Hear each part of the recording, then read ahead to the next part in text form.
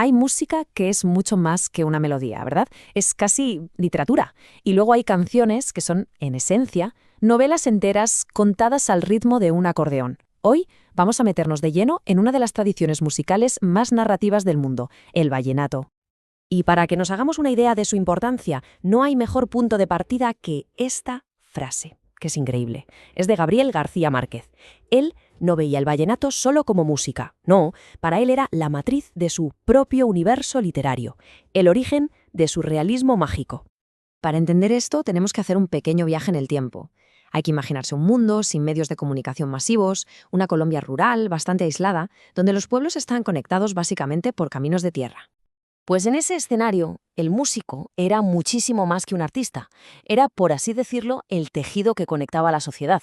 Los sucesos, los romances, las tragedias, todo, absolutamente todo, se convertía en canción y así se iba difundiendo de pueblo en pueblo. El acordeonista era, vamos, un periódico andante. Entonces, aquí está la pregunta clave. ¿Cómo funciona este mecanismo? ¿Cómo es posible que una forma musical pueda condensar la historia de una vida o la crónica de toda una región? Pues vamos a sumergirnos en ello. Y para encontrar la respuesta, lo mejor es empezar por su mito fundacional, por la leyenda que de alguna manera define el alma del músico de vallenato. A ver, imaginemos la escena. Es noche cerrada en La Guajira. Un músico, el legendario Francisco Lombre, vuelve a casa después de una fiesta que ha durado días. El camino está desierto y el único sonido es el de la naturaleza. Y de repente escucha otro acordeón. La melodía es perfecta, es sobrenatural. Se acerca y ve a un desconocido que lo desafía a un duelo musical. El duelo empieza y Francisco no tarda en darse cuenta de que su oponente no es de este mundo. Justo cuando está a punto de ser derrotado por esa música infernal, tiene una revelación. Le da la vuelta a la melodía de la oración más sagrada, el credo, y la toca con toda su alma. La música divina vence a la profana. Y el diablo desaparece en una nube de azufre. Pero aquí viene lo interesante, que es donde la leyenda se mezcla con la realidad. Francisco Moscote Guerra existió. Fue un músico de carne y hueso que nació en 1849. Y su talento era tan extraordinario que la gente necesitaba una explicación sobrenatural. Así, el mito y el hombre se fundieron para crear el arquetipo del juglar. Y esto nos lleva directamente a una figura clave, porque Francisco Lombre no fue un caso aislado, era el máximo exponente de toda una tradición de artistas errantes. El juglar vallenato era, ni más ni menos, el medio de comunicación de su época. No solo entretenía, sino que informaba. Componía canciones sobre lo que pasaba en los pueblos, cantaba las noticias. Era un cronista social, músico, poeta y periodista, todo en una misma persona. Esta tradición, además, fue evolucionando a lo largo de casi un siglo. Empezó con los pioneros, como Moscote, que definieron el oficio.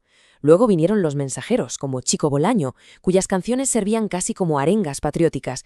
Y finalmente llegó la Edad de Oro, con los grandes maestros que llevaron el género a su máxima expresión poética. Y de entre todos esos maestros hay una figura que destaca, que encarna perfectamente la profundidad literaria del vallenato: Leandro Díaz. Era ciego de nacimiento y él mismo decía que veía con los ojos del alma. Su música no describía el mundo que no podía ver, sino el que sentía y el que imaginaba. Creaba pura poesía visual desde la oscuridad. Es que su obra es asombrosa. La diosa coronada, por ejemplo, es una crónica mítica tan potente que el propio Gabo la usó para abrir una de sus novelas más importantes. Y ese verso sobre Matilde es un ejemplo perfecto de cómo un hombre que nunca vio una sonrisa podía describir su efecto en el paisaje con una belleza que te deja sin palabras. Pero a pesar de toda esta riqueza poética, el camino del vallenato hasta ser reconocido a nivel nacional fue largo y muy, muy difícil. No siempre fue la música tan celebrada que es hoy.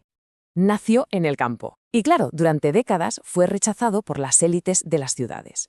Lo llamaban yuca, despectivamente, música para corronchos, o sea, para gente inculta. Los clubes sociales prohibían que entrara. Pero todo cambió. El punto de inflexión llegó cuando un grupo de intelectuales, fascinados por sus historias, lo reivindicaron.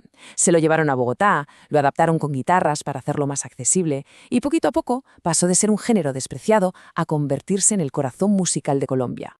Musicalmente, toda esta narrativa se apoya sobre 4 pilares, 4 ritmos o aires. El baseo es el que se usa sobre todo para contar historias. El merengue, para la fiesta. El son, para los momentos de melancolía. Y la puya, que es un ritmo vertiginoso, era el campo de batalla en los duelos de acordeonistas, para demostrar quién era el más diestra. Entonces, ¿qué ha pasado con esa tradición de contar historias? ¿Sigue vivo el espíritu del juglar en plena era digital? Pues la verdad es que el espíritu del juglar sobrevive, pero de formas distintas. Por un lado, tenemos figuras como Alejandro Durán, el arquetipo puro, que viajaba con su acordeón al hombro por pura pasión.